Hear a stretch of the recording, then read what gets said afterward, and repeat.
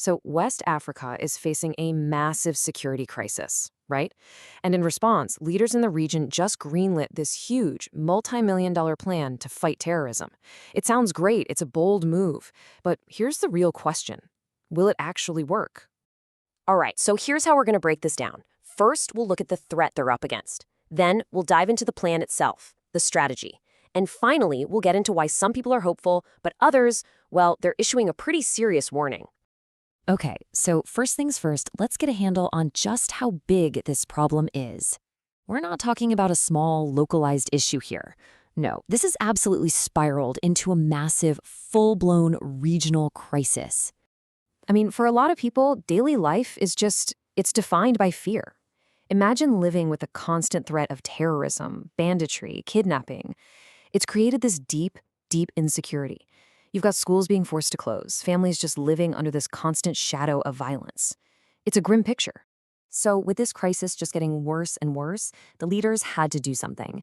The Economic Community of West African States, you'll hear them called Ecowas, they all got together for a big summit in Abuja, Nigeria, and they were determined to take some real action.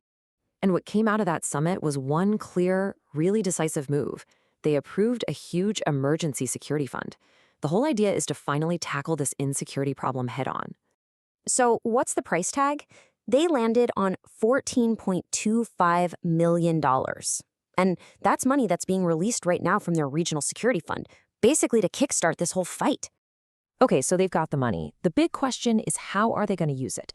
Well, the plan is basically a two-part strategy.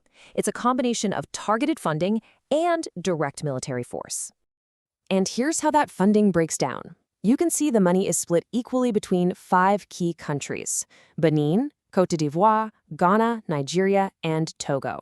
Each one gets a slice of the pie, $2.85 million, to directly beef up their own counterterrorism efforts. But look, the folks at Ecowas are smart. They know you can't just throw money at a problem this big and expect it to go away. That financial support, it's really just one piece of a much, much bigger puzzle.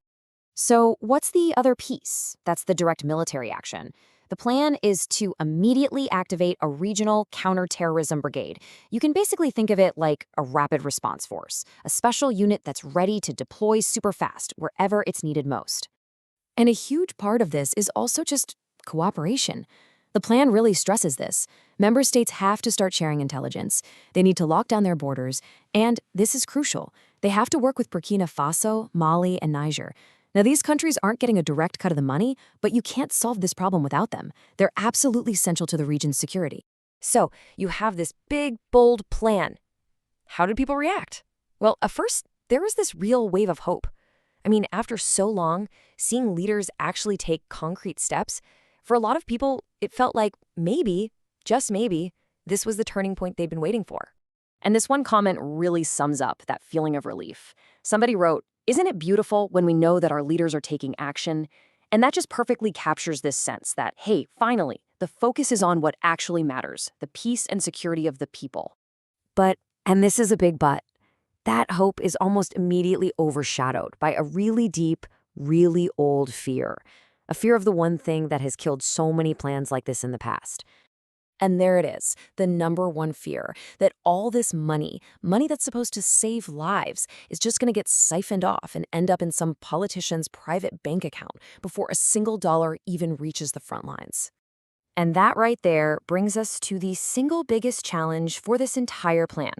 Honestly, its success or failure all comes down to one single word: accountability. The real question is, can Ecowas actually guarantee that this money is used for what it's for and nothing else? So you've got this incredible tension, right? On the one hand, releasing the money is a good thing. It's a positive step they have to take.